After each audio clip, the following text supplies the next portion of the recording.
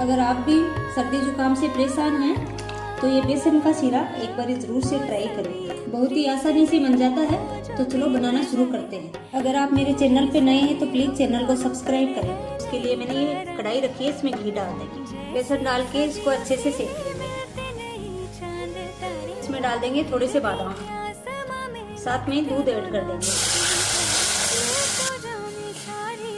अब इसमें ऐड कर देंगे थोड़ा सा हल्दी पाउडर, थोड़ा सा सौंठ का पाउडर, ब्लैक पेपर पाउडर, अब थोड़ा सा इलायची पाउडर। इन सबको अच्छे से मिक्स कर लेंगे।